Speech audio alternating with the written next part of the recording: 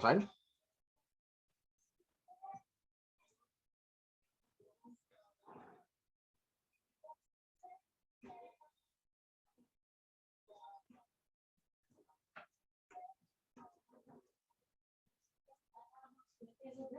No, I'm working. Okay, next videos. Rising and falling wedges. So the descending triangle, if you've gotten to that video yet, so the descending triangle, the ascending triangle, and the symmetrical triangle, those move the charts up and down. Rising and falling wedges move the charts around. If you've already gone through the video series of understanding the higher time frames, I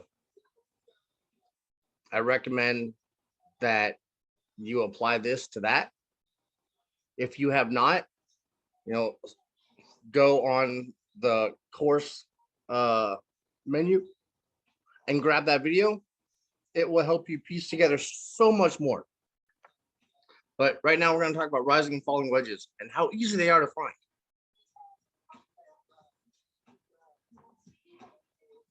Okay, so a rising wedge.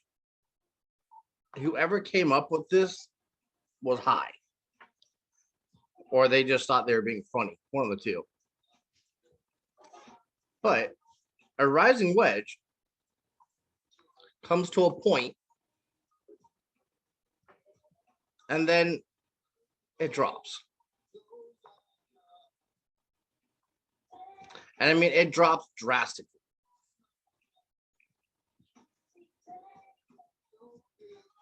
We'll get into another video why I drew it specifically to this line, but that's for another video. A rising wedge is a dirty, dirty pattern. But once you're able to identify them and you're not scared of them, you take all the power away from the charts and you can trade whenever you want, because rising and falling wedges happen more than any other pattern on the market. Let's find one that would be easy for you to readily see. I like using odd USD, when it comes to educational videos, because odd USD, in my opinion, is very simplistically laid out. What I mean by that is, in the other videos that you've seen so far, or that you will be seeing, we talk about, symmetrical triangles, and we talk about descending triangles. And AU is very, very known for its pattern movement. Okay, so rising wedge comes to a point. Some say it comes to a 90-degree angle, whatever. It touches 3 times in a slant.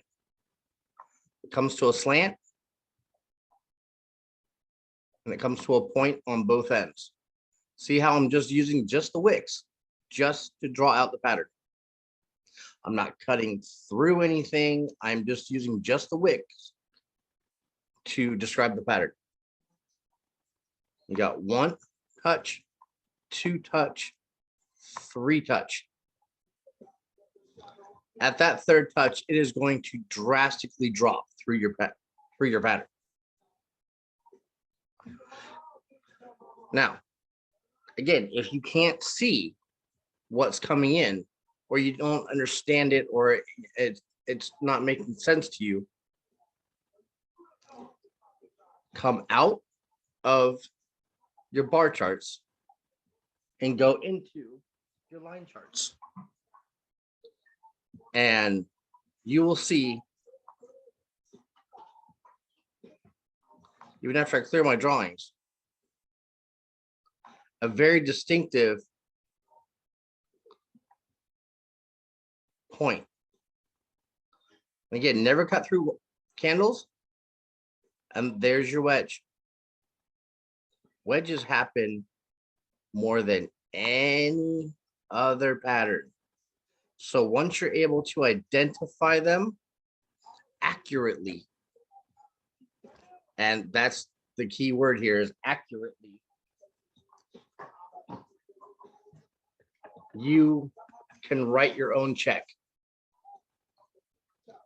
So now you go back to your candle charts, and the pattern is right there. It's slanted at both ends. It comes to a point, always facing up, and then it drops immediately. It always drops on the third touch. It dropped here to here and here all the way down. That is a true rising wedge pattern. Now, yes, you will get rising wedges that fall into continuation patterns. What does that mean? That means that between the current reversal pattern and its trend, it will present itself in the middle as a continuation pattern. There's one right here. So if I go to a lower time frame, let me throw an anchor here so we know exactly which one we're talking about. And I go to the M30.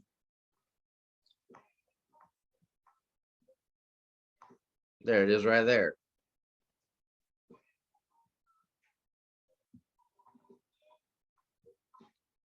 You've got all three touches.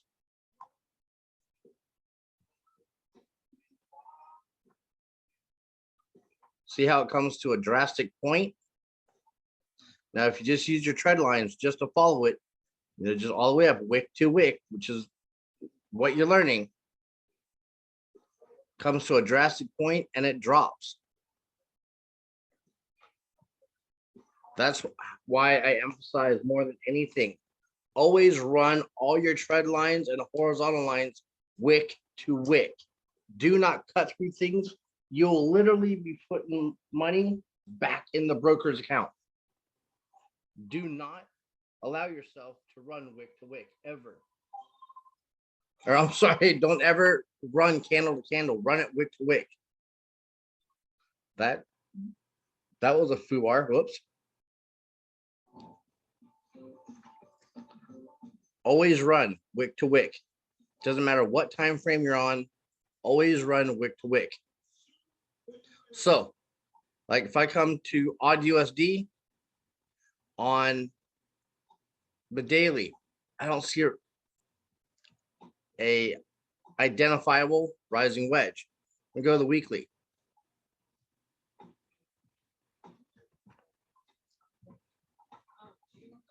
However, there is one on the weekly.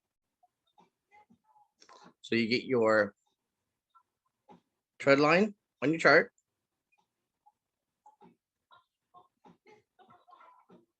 Line it up wick to wick.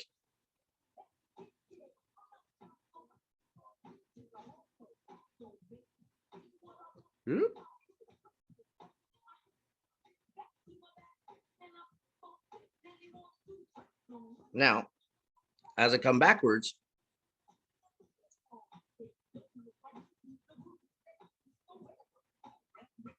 there it is right there on the daily.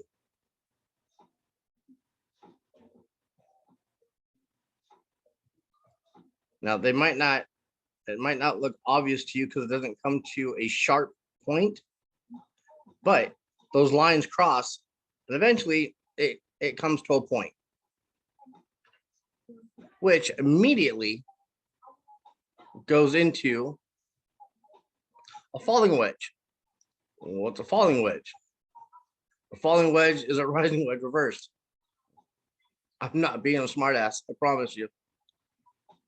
See how it comes to a point and immediately it reverses the market the other way. Once you're able to identify these rising and falling wedges accurately. A rising and falling wedge is super simple. And again, if you don't know what you're looking at,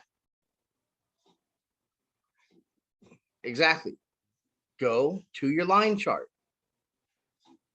See how even with just the line charts, you can see the slant. You can see the grade, the sharp grade. And orange isn't the best color. So, let's run. Go to properties. Please excuse my 90s hip hop music. I like pink. Pink shines bright when it comes to line charts. You can readily identify. Once you're able to see a rising and falling wedge, and I'm sure as you're watching me go through these videos, or just this video alone, you're seeing it. They're on every level. You have them here.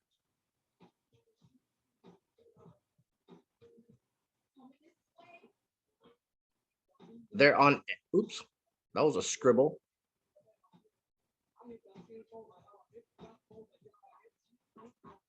You have them on every time frame.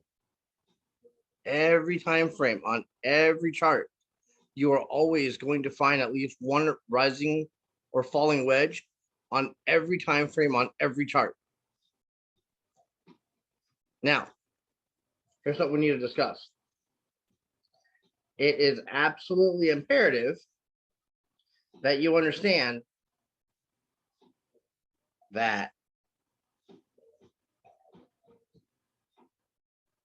if it can come in this way,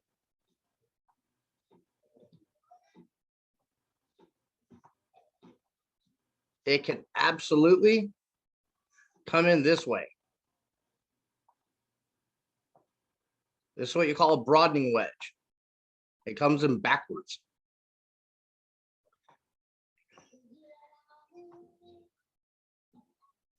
So if I come to the current chart, see if we can't find one. There we go. There's one right there. I'll use the actual trend lines so you can see it. Here's a broadening wedge.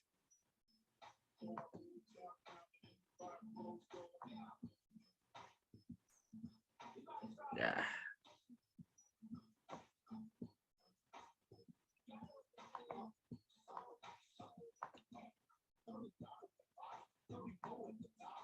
There we go.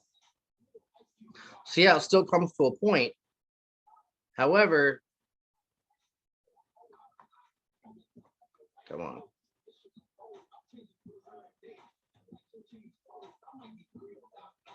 It becomes fat immediately. Now, when I turn the counter charts on,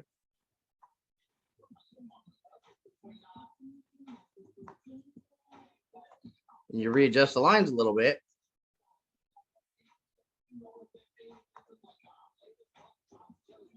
you can now